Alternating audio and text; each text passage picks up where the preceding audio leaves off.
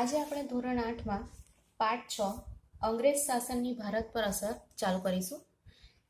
આ પાઠમાં આપણે સમજીશું કે કેવી રીતે અંગ્રેજ શાસન દરમિયાન ભારત ઉપર તેની આર્થિક રીતે કઈ રીતે અસર પડી, ઉપરાંત સામાજિક રીતે એમની કેટલીક અસરોની વિશે પણ વાત કરીશું. પણ મૂળ અહીંયા આર્થિક વિષયની વાત કરવાની છે.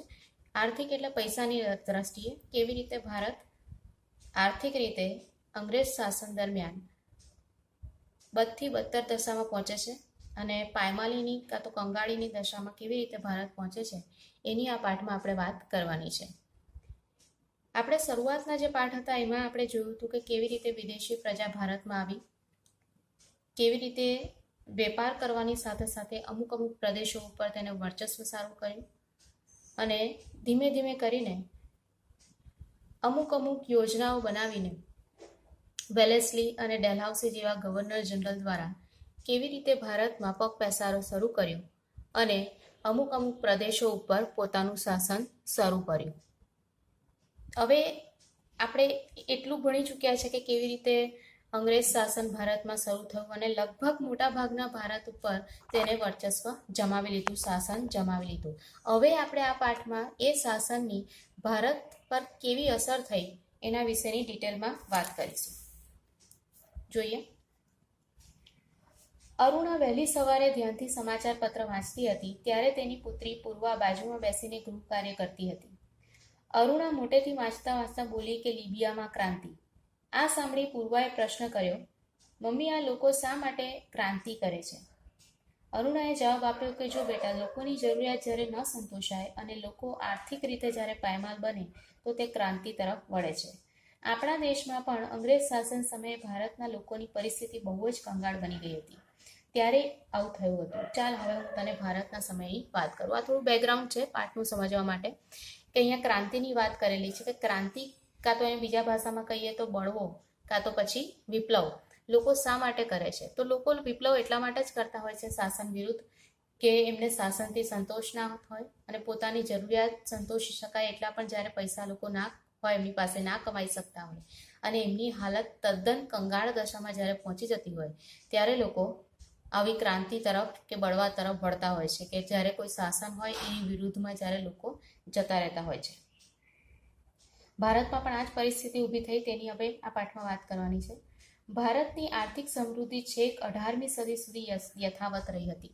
હવે વાત કરીએ આપણે કે 18મી સદી સુધી ભારતની સમૃદ્ધિ કેવા પ્રકારની હતી. આપણને પહેલાં પણ ખબર છે કે ભારતમાં આર્થિક રીતે ઘણી સમૃદ્ધિ હતી. અંગ્રેજો આવ્યા એ પહેલાંની આપણે વાત કરીએ તો, કારણ કે એનાથી આકર્ષાઈને જ ભારતમાં મોટે ભાગની વિદેશી પ્રજા આવી હતી, ભારતની આર્થિક સમૃદ્ધિથી લલચાઈને અને પોતે પણ વેપાર કરીને વધારે ધનવાન થવાની આશા સાથે આવ્યા હતા. પરંતુ ભારતની પરિસ્થિતિ જોઈને અને ઉપરાંત અમને વધારે ને વધારે જ્યારે લાલચ ઊભી થઈ, જેના કારણે ભારતમાં તેઓ વેપાર કરવાની સાથે સાથે શાસન ચલાવવા માટે પણ લલચાવા લાગ્યા. હવે આપણે વાત કરીએ કે ભારતની આર્થિક સમૃદ્ધિ 18મી સદી સુધી યથાવત રહી હતી. લખીએ. 18મી સદી સુધી ભારતની આર્થિક સમૃદ્ધિ યથાવત હતી. યથાવત એટલે જેવી હતી તેવી, પહેલાં જે પ્રમાણે બહુ વધારે આર્થિક સમૃદ્ધિ આપણી પાસે હતી એવી જ આર્થિક સમૃદ્ધિ તે વખતે 18મી સદી સુધી જ હતી. 18મી સદીનો શું મતલબ થાય છે? 18મી સદી એટલે કે 1700ની ઉપર જે સાલ હોય, 1700થી છેક 1800 સુધીની જે સાલ હોય તેને 18મી સદી કહેવામાં આવે છે. હવે આપણે અહીંયા વાત કરીએ કે 1757માં ભારતમાં અંગ્રેજોનું પહેલું યુદ્ધ જે કહેવાય પ્લાસીનું યુદ્ધ, તે લડાયું હતું. આ 18મી સદીની જ વાત છે. તો એ પહેલાં પણ ભારતમાં લગભગ 100-150 વર્ષ સુધી અંગ્રેજોનું વેપારની રીતે તો આગમન હતું જ, વેપારી તરીકે તો લોકો હતા જ, પરંતુ સૌથી પહેલું યુદ્ધ હતું 1757 પ્લાસીનું યુદ્ધ. ત્યાર પછી એમને બંગાળ, બિહાર અને ઓરિસ્સાની દીવાની સત્તા એટલે કે મહેસૂલ ઉઘરાવવાની સત્તા પ્રાપ્ત થઈ હતી. અને આપણે 1857ની વાત કરીએ એના પછીના 100 વર્ષ દરમિયાન તો પહેલો વિપ્લવ જે કહેવાય, પ્રથમ વિપ્લવ ભારતમાં શરૂ થયો હતો. જો કે આ પોઈન્ટની વાત નથી કરવાની આ પાઠમાં, પણ આ તો તમને ખાલી સમજાવવા માટે કહું છું કે લગભગ આ અંગ્રેજ શાસનના જે 100 વર્ષ હતા, અંગ્રેજ શાસનના પ્રથમ 100 વર્ષ જે હતા તે અત્યંત ભયાનક ભારત માટે નીકળ્યા અને એના કારણે ભારતમાં કેવી રીતે આર્થિક પાયમાલી આવી એની આ પાઠમાં વાત કરવાની છે. લગભગ આ 100 વર્ષ દરમિયાન એ કહે છે, પહેલા તો કહે છે કે 18મી સદી સુધી ભારતની આર્થિક સમૃદ્ધિ યથાવત હતી. ઘણા બધી વિદેશી પ્રજા ભારતમાં આવી, વેપાર કર્યો એમને. પોર્ટુગીઝ કે ફ્રેન્ચો જેવા કે પછી અંગ્રેજોએ પણ થોડા ઘણા એવા કાવા દાવા રચ્યા ભારતમાં, પરંતુ ભારતની આર્થિક સમૃદ્ધિને ખાસ એવું નુકસાન નહોતું થયું.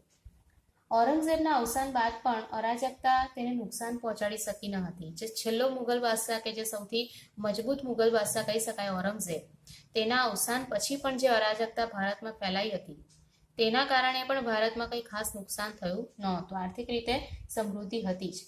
વિશ્વના ઇતિહાસકારો કબૂલે છે કે 18મી સદી સુધી ભારતની ઉત્પાદન પદ્ધતિ, ઉદ્યોગો અને વેપાર વાણિજ્યનું સંગઠન અજોડ હતા. વિશ્વના ઇતિહાસકારો પણ કબૂલે છે, જે ઇતિહાસકારો હોય કે જે ઇતિહાસ વિશે લખતા હોય, અભ્યાસ કરતા હોય, તે પણ કબૂલે છે કે 18મી સદી સુધી ભારતની ઉત્પાદન પદ્ધતિ,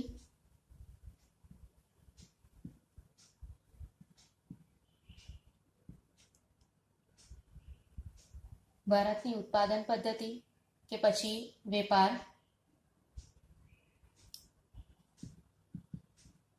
વેપાર વાણિજ્ય અને ઉદ્યોગો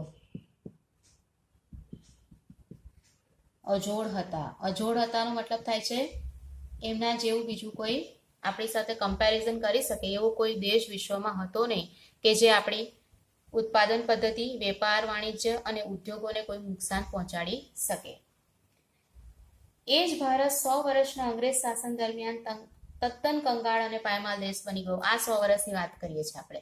1757 કે જ્યારથી ભારતમાં અંગ્રેજ શાસનની શરૂઆત થઈ અને એના પછીના 100 વર્ષ 1857 સુધી કે જ્યારે ભારતમાં પહેલો સ્વાતંત્ર્ય સંગ્રામ કાં તો વિપ્લવ થયો, ત્યારના જે 100 વર્ષ હતા તે 100 વર્ષ ભારત માટે બહુ ખરાબ નીવડ્યા કે જેમાં ભારતની હજારો વર્ષોની જે સમૃદ્ધિ હતી તેને ખતમ થતા માત્ર 100 વર્ષ જેટલો સમય લાગ્યો હતો. આગળ, જે ઇંગ્લેન્ડ માટે કાચો માલ પેદા કરનાર અને તેના કારખાનામાં તૈયાર થયેલ માલનું વિશાળ બજાર બની ગયો. માત્ર આપણે અંગ્રેજો માટે જાણે એક પૈસા કમાવા માટે એક સ્થળ જ બની ગયા. આપણે માત્ર અંગ્રેજો માટે કાચો માલ ઉત્પન્ન કરનાર દેશ અને માત્ર બજાર બની ગયા. એક વચ્ચે ફૂટતી કડી હતી તે ઇંગ્લેન્ડ. એ સમજાવું તમને. હવે તે વખતે આને સમજવા માટે એક વસ્તુ સમજવું છે કે ઇંગ્લેન્ડમાં તે વખતે, એટલે કે અંગ્રેજો જે દેશમાંથી આવ્યા તેની વાત કરીએ, કે ઇંગ્લેન્ડમાં તે વખતે ઔદ્યોગિક ક્રાંતિની શરૂઆત થઈ હતી. ઔદ્યોગિક ક્રાંતિ એટલે ઉદ્યોગોથી, એટલે કે યંત્રો દ્વારા ઉત્પન્ન માલ થવા લાગ્યો હતો. જે પહેલાં શું હતું, ઉદ્યોગો નહોતા તે વખતે. એના પહેલાંની વાત કરીએ તો હાથેથી જ બધું ઉત્પાદન થતું હતું. જે કંઈ કાપડ ગણો કે ચીજ વસ્તુઓ ગણો, જે કંઈ હોય તે બધું હાથેથી ઉત્પન્ન થાય અને હસ્તકલા કારીગરીનો તે વખતેનો સમય હતો. પરંતુ તે વખતે ઔદ્યોગિક ક્રાંતિની શરૂઆત થઈ ઇંગ્લેન્ડમાં, એટલે કે ઇંગ્લેન્ડમાં યંત્રો દ્વારા વસ્તુઓનું ઉત્પાદન થવા લાગ્યું. હવે જ્યારે પણ કોઈ ઉદ્યોગ ધંધા ચાલુ થાય તેના માટે કાચો માલ જોઈએ, કે જે રો મટીરિયલ જે કહી શકાય, કે જેનાથી કોઈ વસ્તુ ઉત્પન્ન થતી હોય. તો ભારતમાંથી એ કાચો માલ લેવા લાગ્યા સસ્તી કિંમતે, પછી પોતાના દેશમાં લઈ જવા લાગ્યા. ત્યાંના ઉદ્યોગોમાં માલ તૈયાર થાય અને પછી એ માલને વેચવા માટે જે બજાર જોઈએ તે ભારત બની ગયું.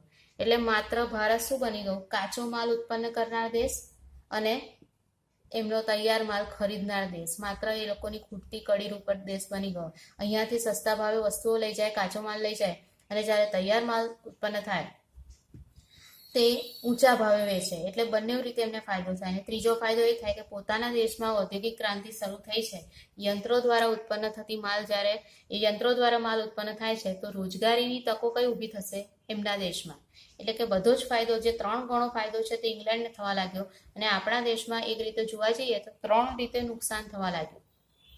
કારણ કે કાચો માલ ખૂબ જ નીચી કિંમતે ભારતમાંથી લઈ જતા હતા, તૈયાર માલ ખૂબ ઊંચી કિંમતે ભારતમાં વેચતા, અને બીજી વસ્તુ કે પોતાના દેશનો માલ વેચાય એટલા માટે જરૂરી હતું કે ભારતના લોકો ભારતનો જ માલ ના ખરીદે, કે દુનિયાના દેશના લોકો ભારતનો માલ ના ખરીદે. એના માટે એ લોકોએ ભારતના હસ્તકલા કારીગરીના જે ઉદ્યોગ હતા તેને તોડી પાડવા માટેના ભરસક પ્રયાસ કર્યા, અને એમાં એ સફળ પણ થયા. આથી રોજગારી જે હતી, જે ભારતમાં હતી, તે ઇંગ્લેન્ડમાં જતી રહી, અને રોજગારીની રીતે પણ ભારત ખતમ થઈ ગયો. એટલે ભારતને ત્રણ રીતે નુકસાન થયું. કાચો માલ સસ્તી કિંમતે જવા લાગ્યો, બજારમાં તૈયાર થયેલો માલ જે હતો વેચાતો હતો તે ખૂબ ઊંચી કિંમતે વેચવા લાગ્યો. ઉપરાંત ભારતમાં જે રોજગારી હતી, ભારતનો જે સમૃદ્ધિનો પાયો હતો ખેતી અને ઉદ્યોગ, એ બંને પડી ભાંગ્યા.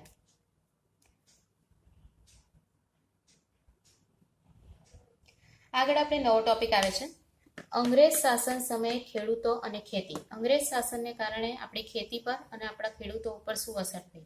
આગળ આપણે વાત કરી હમણાં જ કે ભારતની સમૃદ્ધિનો મેઇન જે પિલર કહેવાય, પાયો કહેવાય, તે બે હતું, એક તો ખેતી અને ઉદ્યોગો. અંગ્રેજોની શાસન પદ્ધતિ એટલી બધી ખરાબ હતી આપણા માટે, એટલી બધી ઘાતક હતી કે ભારતમાં ખેતી પણ પડી ભાંગી અને ઉદ્યોગો પણ પડી ભાંગ્યા. એ કેવી રીતે થયા, તો પહેલાં આપણે ખેતીની વાત કરીએ, પછી આપણે ઉદ્યોગોની વાત કરીશું. બંગાળ, બિહાર અને ઓરિસ્સાની દીવાની સત્તા મેળવ્યા પછી અંગ્રેજોને પોતાની આવક વધારવાનું એક વિશાળ ક્ષેત્ર મળી ગયું. પ્લાસીના યુદ્ધ પછી શું થયું, તો અંગ્રેજોને બંગાળ, બિહાર અને ઓરિસ્સાની, આ ત્રણ સ્ટેટના નામ છે, રાજ્યના નામ છે, ની દીવાની સત્તા પ્રાપ્ત થઈ. દીવાની સત્તા મળીનો શું મતલબ થાય કે આ ત્રણેય રાજ્યમાં એમને મહેસૂલ ઉઘરાવવાની સત્તા મળી. હવે મહેસૂલ ઉઘરાવવા માટે એમને કશું કંઈ ખાસ કામ નહોતું કરવાનું, એમને માત્ર મહેસૂલ જ ઉઘરાવવાનું હતું. પહેલા મહેસૂલ ઉઘરાવવાનું કામ રાજાઓ દ્વારા થતું હતું આ ત્રણ રાજ્યમાં. તો રાજાઓ તો પ્રજાના કામ પણ કરે અને મહેસૂલ ઉઘરાવે, એટલે પ્રજા કલ્યાણના પણ કાર્ય ત્યાં થતા હોય, પરંતુ અંગ્રેજો પ્રજા કલ્યાણના કોઈ કાર્ય કરવાની જવાબદારી એમના પર હતી નહીં. માત્ર દીવાની સત્તા મળી એટલે ખાલી મહેસૂલ ઉઘરાવવાની સત્તા મળી, અને અંગ્રેજોએ પોતાની આવક વધારવાનું એક વિશાળ ક્ષેત્ર મળી ગયું. અંગ્રેજોને એટલું જ જોઈતું હોય કે કેવી રીતે વધારે ધન ભારતમાંથી કમાઈ શકાય. આથી એમને પૈસા કમાવા માટેનું, ધન કમાવા માટેનું એક વિશાળ ક્ષેત્ર મળી ગયું. ખેડૂત વર્ગ અને ખેતીવાડીના ભોગે તેઓ વધારે ને વધારે મહેસૂલ ઉઘરાવવા લાગ્યા. તેમને હવે ખેડૂતોની કે ખેતીવાડીની કોઈ ચિંતા નહોતી. તેમને માત્ર પોતાનો મહેસૂલ ઉઘરાવવાની અને વધારે ધન કમાવાની ઈચ્છા હતી, જેના કારણે તેઓ કોઈ પણ ભોગે વધુમાં વધુ મહેસૂલ ઉઘરાવવાની એમની ઈચ્છા થઈ. આથી અંગ્રેજો કોઈ પણ ભોગે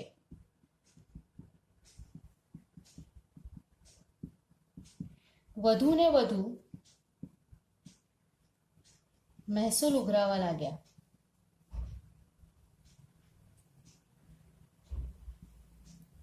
એમને ના તો ખેડૂતોની ચિંતા હતી કે ના તો ખેતીની ચિંતા હતી કે ખેતીવાડીનું શું થશે કે ખેડૂતોનું શું થશે, એની કોઈ એમને ચિંતા નથી. જેના કારણે ખેડૂત વર્ગ કેવો બન્યો, પાયમાલ બન્યો. પાયમાલ એટલે એકદમ કંગાળ બન્યો. ઘણી વખત ઘરના દાગીના વેચીને પણ ખેડૂતો મહેસૂલ ભરી શકતા નહીં. મહેસૂલનો દર પણ એટલો બધો ઊંચો રાખતા. ઉપરાંત કોઈ વખત અતિવૃષ્ટિ થઈ હોય કે દુકાળ પડ્યો હોય, એવી કોઈ ખરાબ પરિસ્થિતિ હોય તો પણ મહેસૂલ ઉઘરાવવાનું તે લોકો ચાલુ જ રાખે. ઉપરાંત થોડા વખતે મહેસૂલનો દર વધારતા જાય, જે ખેડૂતો માટે બહુ ઘાતક પુરવાર થાય. એ લોકો એટલું બધું મહેસૂલ ના ભરી શકે, જેના કારણે એ લોકો દેવાના બોજમાં ઉછીના પૈસા લાવે, દેવાના બોજ હેઠળ જતા રહે. ઉપરાંત એ લોકો ઘણી વખત ઘરના દાગીના વેચી નાખે, પશુઓને વેચવા પડે, ધીમે ધીમે કરીને ઘણી વખત જમીન પણ ગીરવે મૂકવી પડે. કહેવાનો મતલબ કે ખેડૂતોની સ્થિતિ બદથી બદતર થવા લાગી, ખરાબમાં ખરાબ થવા લાગી. એ લોકો ઘણી વખત દાગીના વેચીને પણ, દાગીના એટલે ઘરેણાં વેચીને પણ મહેસૂલ ભરી શકતા ન હતા. પરિણામે તેમની જમીન વેચી નાખવાની સ્થિતિ આવી. એટલે જે ખેડૂતો હતા તેને એટલી બધી ખરાબ પરિસ્થિતિ આવી કે તેમને પોતાના દાગીના, પશુઓ તો વેચવા જ પડ્યા, પણ સાથે સાથે કેટલીક વખત તો ઘણા ખેડૂતોએ પોતાની જમીન પણ વેચી કાઢી.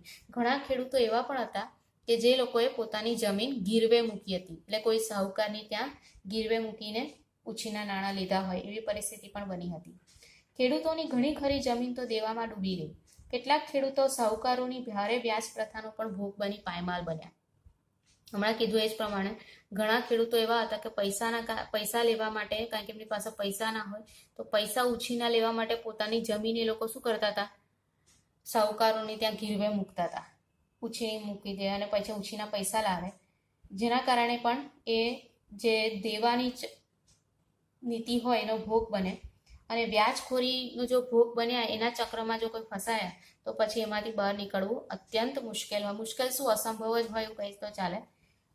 ખેતીવાડી પડી ભાંગી. પરિણામે 1770માં બંગાળમાં દારૂણ દુષ્કાળ પડ્યો અને એમાં ભૂખમરાથી લાખો લોકો મૃત્યુ પામ્યા. હવે આ ખાસ તમને યાદ રાખજો, આ તમને એક્ઝામમાં પણ પૂછાય છે. 1770માં બંગાળમાં દારૂણ દુષ્કાળ પડ્યો.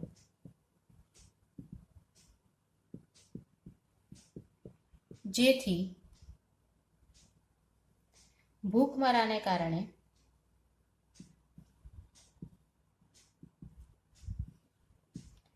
લાખો લોકો મૃત્યુ પામ્યા. આ પ્રશ્ન પૂછાયો છે. એમાં તમને ખાસ 1770 અને બંગાળ એ ખાસ યાદ રાખવાનું. ઘણી વખત વિકલ્પમાં પૂછાય છે, સાલ પૂછાય, બંગાળમાં કઈ સાલમાં દારૂણ દુષ્કાળ પડ્યો એવી રીતે પણ પૂછી શકાય, તો તમારે 1770 યાદ રાખવાનું. અને કેટલીક વખત ઊંધું પૂછાય છે કે 1770માં કયા રાજ્યમાં દારૂણ દુષ્કાળ પડ્યો, તો તમારે બંગાળ યાદ રાખવાનું. ઘણી વખત અહીંયા બિહાર લખી નાખે છે છોકરાઓ, તો તમે લોકો ધ્યાન રાખજો. ઓપ્શનમાં બિહાર પણ હોય તે યાદ ના રહે કે બંગાળ છે કે બિહાર છે, ઘણા બધા બિહાર લખે છે, તો એ તરફ ધ્યાન રાખવાનું. કેટલીક વખત આ ક્વેશ્ચનમાં પણ પૂછી શકાય છે, વિકલ્પમાં ના પૂછાય તો, કે બંગાળમાં લાખો લોકો સાથી મૃત્યુ પામ્યા, તો તમારે લખવાનું 1770માં બંગાળમાં દારૂણ દુષ્કાળ પડ્યો. દારૂણ એટલે ખૂબ જ ખરાબ, દુષ્કાળ પડ્યો, વરસાદ પડ્યો જ નહીં, દુષ્કાળ એટલે જેને કારણે ખેતીવાડી બધી પડી ભાંગી, અનાજ ઉત્પન્ન ના થયું, ઉપરાંત અંગ્રેજોની વ્યાજની મહેસૂલ ઉઘરાવવાની અને સાહુકારોની વ્યાજ નીતિ તો હોય જ, જે પૈસા તો ભરવા જ પડે, એમાં તો કોઈ રાહત મળવાની નથી. આથી લાખો લોકો ભૂખમરાથી મૃત્યુ પામ્યા. એ સૌથી કરુણ વસ્તુ કહેવાય. ભૂખમરા એટલે ખાવાનું પણ ના મળે, ખોરાક ના મળે, ખોરાક નથી મળતો એના કારણે વ્યક્તિ રીબાઈને મૃત્યુ પામે છે. પણ કેવા લાખો લોકો મૃત્યુ પામે છે, એ સૌથી ખરાબમાં ખરાબ વસ્તુ થઈ હતી તે વખતે. તો લાખો લોકો બંગાળમાં અંગ્રેજોની નીતિના કારણે, ઉપરાંત કુદરતની જે માર પડી, દુષ્કાળ થયો, એના કારણે લાખો લોકો મૃત્યુ પામ્યા હતા.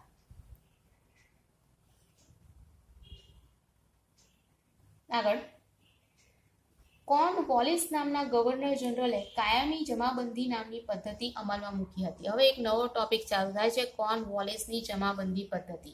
એના વિશે આપણે સમજીએ. આ પદ્ધતિ અનુસાર કંપનીએ દર વર્ષ માટે જમીન મહેસૂલ નક્કી કરી અને જમીનના કાયમી હક્કો જમીનદારોને આપવામાં આવ્યા. કંપનીએ પોતાની આવક નિશ્ચિત બનાવી અને પોતાની પડખે ઊભો રહે તેવો એક જમીનદાર વર્ગ પણ ઊભો કર્યો. સામે તનતોડ મહેનત કરીને અને ટાળ ટડકો વેઠીને જમીન ખેડીને ખેડૂતો પાક ઉત્પન્ન કરતા, પરંતુ તેમનું શોષણ થતું હતું. હવે આને ડિટેલમાં સમજીએ આપણે.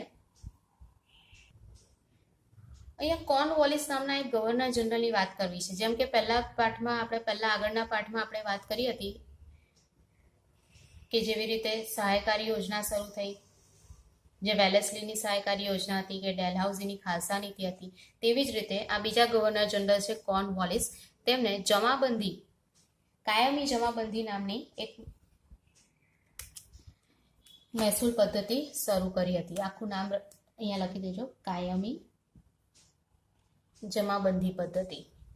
તો આવી રીતે એક મહેસૂલ પદ્ધતિ શરૂ કરી, જેના કારણે ખેડૂતોની કેવી ખરાબ દશા થઈ તે આપણે જોઈએ. તો આ પદ્ધતિ અનુસાર શું કર્યું એને, તો 1 વર્ષનું મહેસૂલ નક્કી કર્યું. એ સમજાવું તમને. હવે આમાં 3 મુખ્ય સ્ટેજ છે. એક તો ખેડૂતોની વાત કરે છે, જમીનદાર વર્ગ અને અંગ્રેજો.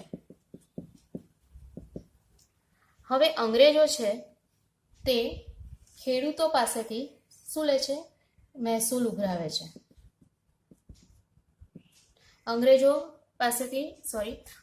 ખેડૂતો પાસેથી મહેસૂલ ઉઘરાવે છે અને ઘણા બધા ખેડૂતો એવા છે કે જે પોતાની જમીન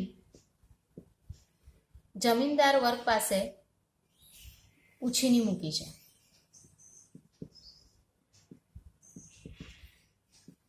કોની પાસે? ખેડૂતોએ જમીનદાર વર્ગ પાસે, કાં તો સાહુકાર વર્ગ કહી શકો, એની પાસે જમીન ઉછીની મૂકી છે, ગીરવે મૂકી છે.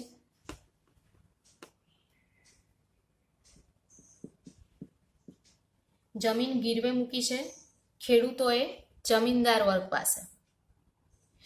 હવે મહેસૂલ ઉઘરાવે છે ખેડૂતો પાસે અંગ્રેજો. હવે અંગ્રેજોએ શું કર્યું? તો જમીનદાર વર્ગ પાસે 1 વર્ષનું એ લોકોએ મહેસૂલ નક્કી કર્યું અને કીધું કે તમારે આ ખેડૂતોની જે જમીન છે એનું મહેસૂલ અમને આપી દેવાનું 1 વર્ષનું. હવે તમને એવું થાય કે જમીનદાર વર્ગ ખેડૂતોની જમીનનું મહેસૂલ શા માટે આપે? તો અંગ્રેજોએ 1 વર્ષનું મહેસૂલના બદલામાં અંગ્રેજોએ એમને કાયમી જે જમીન હતી ખેડૂતોની તે કોના નામે કરી આપી? તો જમીનદાર વર્ગના નામે કરી આપી. એટલે જમીન જમીનદાર વર્ગ પાસે ચાલી. એમાં ખેડૂતોને તો કશું કોઈએ પૂછ્યું જ નહીં. ખેડૂતોની જમીન ખેડૂતોને પૂછ્યા વગર જમીનદાર વર્ગને આપી દેવામાં આવી. જમીનદારી માલિકી હક જે હતો જમીનનો તે જમીનદાર વર્ગને આપી દેવામાં આવ્યો. આથી અંગ્રેજોને શું ફાયદો થયો? તો અંગ્રેજોને 1 વર્ષનું મહેસૂલ મળવા લાગ્યું એડવાન્સમાં જ.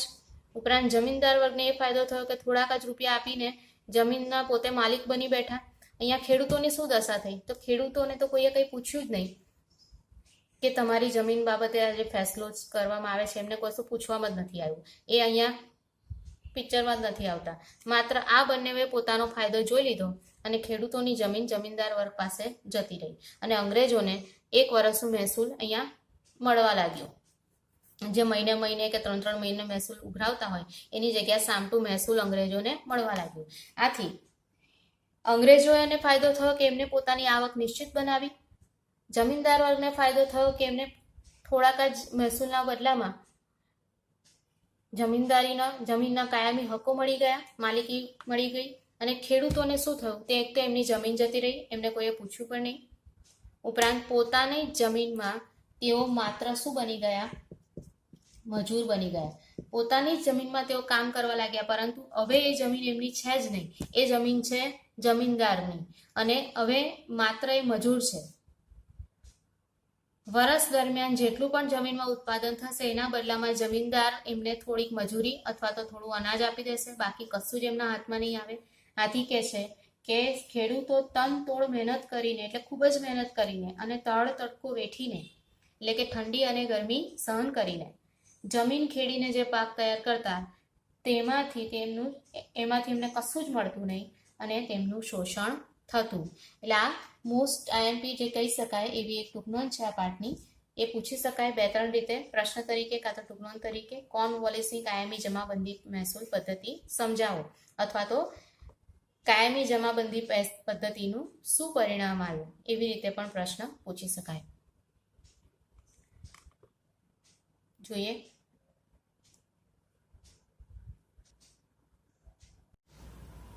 પ્રશ્ન સમજી લઈએ આપણે.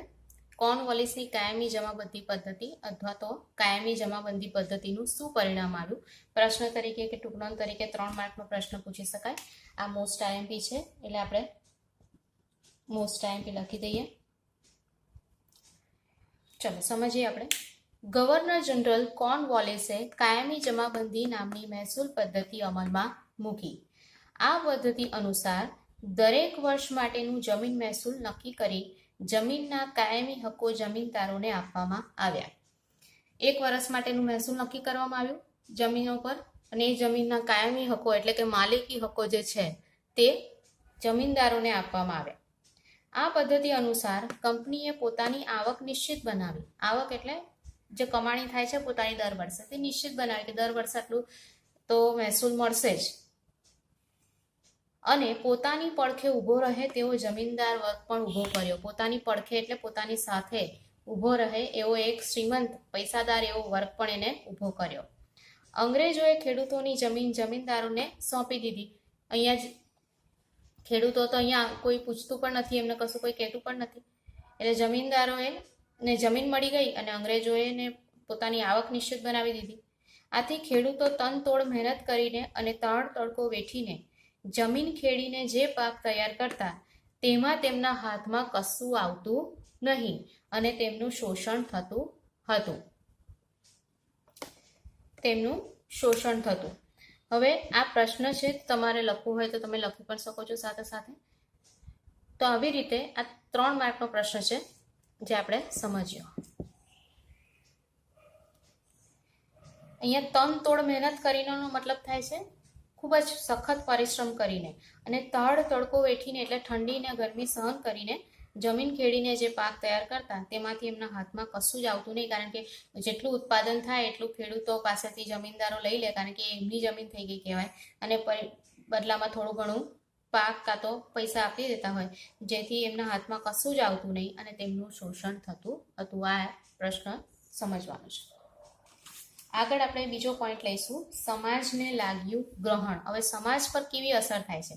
અત્યાર સુધી આપણે આર્થિક વિશેની વાત કરી હતી કે ખેતી પર એની કઈ અસર થાય છે અંગ્રેજોના શાસનને કારણે. હવે આપણે વાત કરીશું કે કેવી રીતે અંગ્રેજોના શાસનને કારણે સમાજ પર કેવી રીતે ગ્રહણ લાગે છે, એટલે કેવી રીતે સમાજ પર ખરાબ અસર પડે છે. વોરન હેસ્ટિંગના સમયમાં મહેસૂલ ઉઘરાવાનું કામ જેને સોંપવામાં આવતું તેને કલેક્ટર કહેવામાં આવતા હતા અને તેઓ ન્યાયાધીશ તરીકે પણ કાર્ય કરતા હતા. અહીંયા આપણે ગવર્નર જનરલ વોરન હેસ્ટિંગની વાત કરવાની છે. તે સમયે વોરન હેસ્ટિંગના સમયમાં જે મહેસૂલ ઉઘરાવાનું કામ કરતા તે કલેક્ટર કહેવામાં આવતા અને તે ન્યાયાધીશ તરીકેનું પણ કામ કરતા. એટલે કલેક્ટર જે હતા તે પોતે ન્યાય આપવાનું પણ કાર્ય કરતા, ઉપરાંત મહેસૂલ ઉઘરાવાનું પણ કાર્ય કરતા હતા.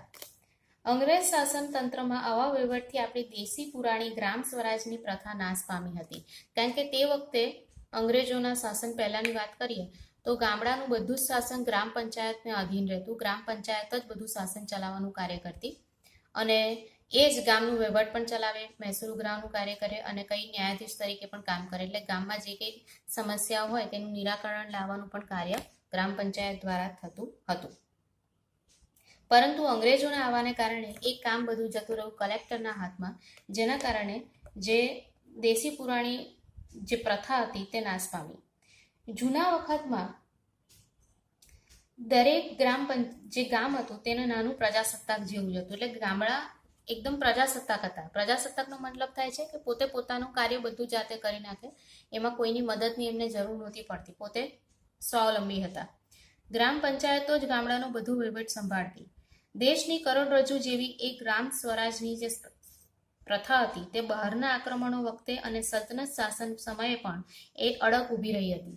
આપણે આગળના પાઠમાં સમજેલા હશે કે ભારતમાં કેવી રીતે વિદેશી અંગ્રેજો કે યુરોપિયન પ્રજા જેવી લોકો આવ્યા એ પહેલા પણ બહારના ઘણા બધા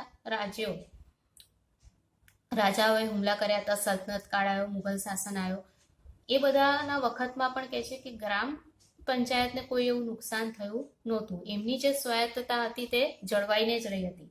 પરંતુ અંગ્રેજોના શાસન સમયે એ પ્રથા જે હતી તે પડી ભાંગી હતી અને અંગ્રેજોએ શરૂ કરેલી આ નવી શાસન પદ્ધતિએ ગ્રામ પંચાયતની જે પ્રથા હતી તેને નાશ કરી નાખી હતી. કંપની સરકારે સામાજિક સુધારણાની જે રીત અપનાવી હતી તેમાં પણ લોકોને ભય ઊભો થયો હતો કે લોકોને લાગ્યું કે કંપની ઇરાદાપૂર્વક ખ્રિસ્તી ધર્મ અંગીકાર કરાવીને હિન્દુ ધર્મ કાં તો ભારતનો ધર્મ અને સંસ્કૃતિનો નાશ કરવા માંગે છે. હવે અંગ્રેજ સરકારે કેટલાક સમાજ સુધારણાના પણ કાર્ય કર્યા હતા. એનાથી લોકો તે વખતે જે રૂઢિચુસ્ત લોકો હતા તે લોકોમાં ભય ઊભો થયો કે આ લોકો પોતાનો જે ખ્રિસ્તી ધર્મ છે તે આપણા ઉપર થોપવા માંગે છે અને આપણા ભારતીય સમાજ અને ધર્મ અને સંસ્કૃતિનો નાશ કરવા માંગે છે. અંગ્રેજો ભારતના ધર્મ અને સંસ્કૃતિનો નાશ કરવા માંગે છે. આથી પણ ભારતના લોકોમાં અંગ્રેજો પ્રત્યે નફરતની લાગણી ઊભી થઈ. હવે આમાં રેલવે અને લશ્કરમાં પણ ભારતીય સમાજની વારંવાર તેઓ અવગણના કરતા હતા, એટલે કે નિગ્લેક્ટ કરતા હતા, ભારતના લોકોને ધ્યાન પર નહોતા લેતા. એના કારણે પણ ભારતના લોકોમાં અંગ્રેજો પ્રત્યે નફરતની લાગણી ઊભી થઈ. હવે આમાં એક આગ્રાની પણ વાત કરીએ. આગ્રામાં અંગ્રેજોએ ફરમાન જાહેર કર્યું. ફરમાન એટલે એક હુકમ જાહેર કર્યો કે દરેક હિન્દીએ, હિન્દી એટલે અહીંયા ભારતના લોકોની વાત છે, ભારતીય હોય, દરેક હિન્દીએ અંગ્રેજોને સલામ ભરવી.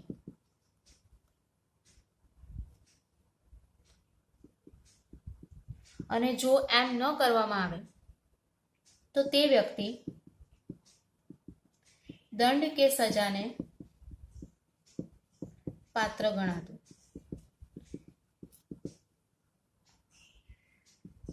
હવે જો વ્યક્તિ નથી સલામ ભરતો તો તે પણ દંડ કે સજાને પાત્ર ગણાય છે. આવું કરીને એમને એક જાતની નફરતની લાગણી ઊભી થઈ ભારતના સમાજમાં કે અંગ્રેજો આપણે ધર્મ અને સંસ્કૃતિનો નાશ કરવા માંગે છે, આપણું વારંવાર અપમાન કરવા માંગે છે અને આપણા દેશમાં આપણને ભયાનક રીતે આર્થિક અને સામાજિક રીતે પડી ભાંગે, એટલે પડતંત કરી નાખ્યું, આપણું એકદમ ખરાબ હાલત કરી નાખી છે એવું એમને લાગવા લાગ્યું.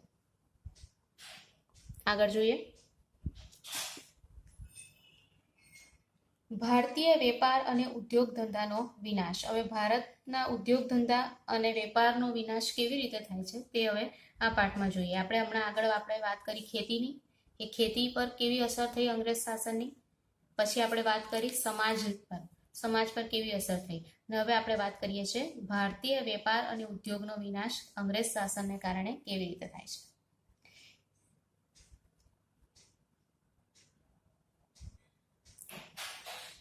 હિન્દની હાથશાળો યુરોપને તેમજ એશિયાને કાપડનો બધો જ માલ પૂરો પાડતી હતી. ભારતની સમૃદ્ધિ કેટલી બધી હતી તે આપણને ખબર પડે છે કે ભારતમાં હાથશાળો એટલે હાથોની મદદથી જે કાપડ તૈયાર થતા હતા, જેને હાથશાળો કહેવામાં આવતી. હાથશાળો પર જે કાપડ તૈયાર થતું તે ભારતને તો કાપડ પૂરું પાડતું, એ ઉપરાંત કે છે એશિયા અને યુરોપ બંનેઓને માલ પૂરો પાડતું હતું. પશ્ચિમના વેપારીઓ અહીંથી માલ ખરીદવા આવતા હતા, જે હજારો વર્ષોથી ચાલ્યું આવતું હતું.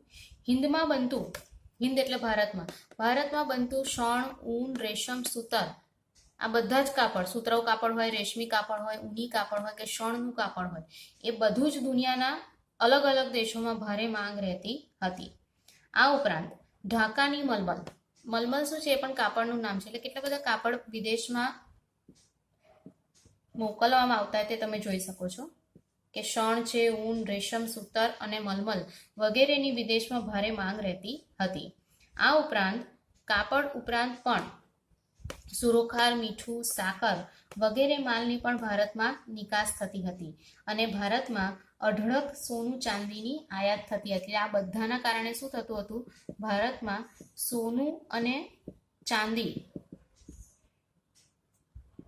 આયાત થતી હતી, એટલે કે ભારતમાં અઢળક સોનું અને ચાંદી આવતું હતું.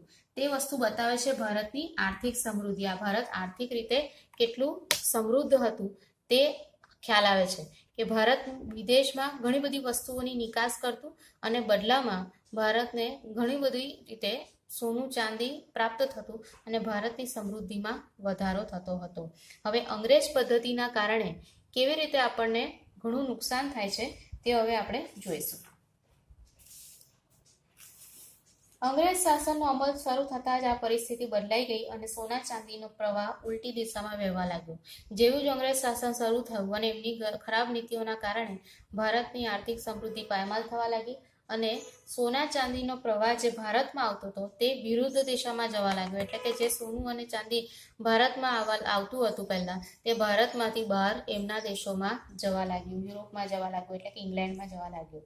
ઔદ્યોગિક ક્રાંતિ શરૂઆતમાં જ એકલા બંગાળમાંથી જ આજના હિસાબે જો આપણે ગણીએ તો લગભગ કહે છે કે 500 કરોડ રૂપિયા માત્ર 2 દાયકાના શાસનમાં ઉપાડી ગયા હતા. 2 દાયકા એટલે માત્ર 20 વર્ષમાં, થોડાક જ સમયમાં 2 દાયકામાં જ અંગ્રેજોએ આજના હિસાબે જો ગણીએ તો 500 કરોડ રૂપિયા લઈને ગયા હતા ખાલી બંગાળમાંથી. એ તમે વિચાર કરી શકો છો કે કેટલી ઝડપથી એ લોકો ભારતને કંગાળ બનાવતા હતા. તો આવી રીતે અંગ્રેજોને કારણે ભારતનો વેપાર ઉદ્યોગ ધંધા પણ પડી ભાંગ્યા હતા. હવે ડિટેલમાં આપણે એના વિશે પછી વાત કરીએ. તો આજે જે આપણે સમજ્યા કે આપણે ખેતી, ઉદ્યોગો અને સમાજ પર અંગ્રેજ શાસનની કઈ અસર થઈ તેના વિશે આજે વાત કરી. પછીનો ટોપિક નેક્સ્ટ વિડીયોમાં આપણે જોઈશું.